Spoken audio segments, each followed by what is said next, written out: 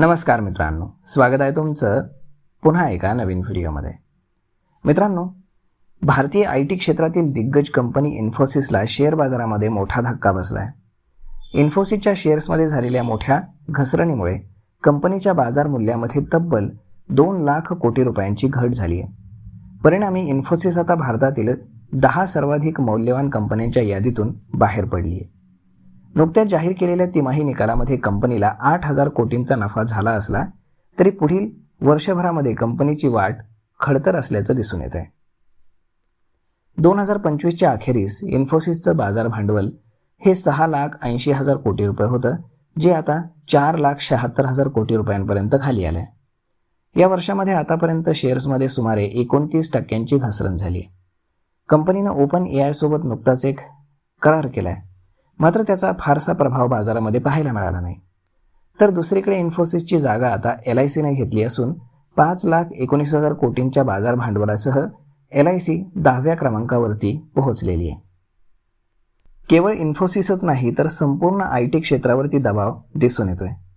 देशातील सर्वात मोठी IT कंपनी TCS देखील पहिल्या 5 मौल्यवान कंपन्यांच्या यादीतून बाहेर पडली आहे. जागतिक बाजारातील अनिश्चितता आणि पुढील 2-3 तिमाहींमध्ये मर्यादित परताव्याची शक्यता असल्यानं विश्लेषकांना याबाबत सावध केलं आहे. आता जाणून घेऊयात की भारतातील पहिल्या टॉप 10 मौल्यवान कंपन्या. यामध्ये सगळ्यात पहिली कंपनी आहे ती म्हणजेच रिलायन्स इंडस्ट्रीज, 19,02,000 कोटीचं मार्केट कॅप.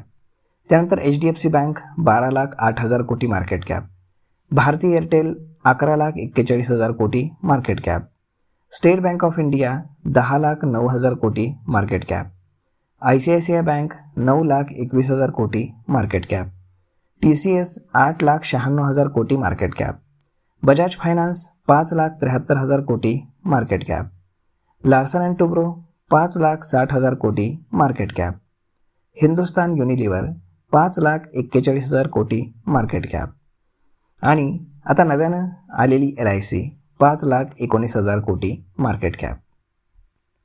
मित्रांनो, इन्फोसिसनं चौथ्या तिमाहीमध्ये 46,402 कोटींचा महसूल आणि 8,501 कोटी रुपयांचा नफा नोंदवला असून अंदाजापेक्षा चांगली कामगिरी केली आहे. मात्र 2026-27 आर्थिक वर्षासाठी कंपनीने दिलेला 1.5 ते 3.5% महसूल वाढीचा अंदाज गुंतवणूकदारांना चिंतेत टाकणारा ठरला आहे. मोठ्या करारांची संख्या देखील मागच्या तिमाहीमध्ये तुलनेनं कमी झाली आहे. राष्ट्रीय शेअर बाजारामध्ये इन्फोसिसचा शेअर हा 2% वाढीसह काल बंद झाला होता. परंतु या शेअरमध्ये तब्बल 9% घसरण अलीकडेच पाहायला मिळाली.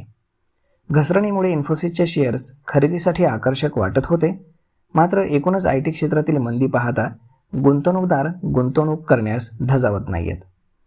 सध्या बँकिंग आणि टेलिकॉम कंपन्यांची कामगिरी ITपेक्षा वरचढ ठरत आहे. तर मग मित्रांनो, यावरती आपलं मत काय हे तुम्ही आम्हाला कमेंट करून नक्कीच सांगा.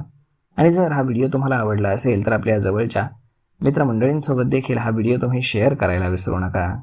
धन्यवाद.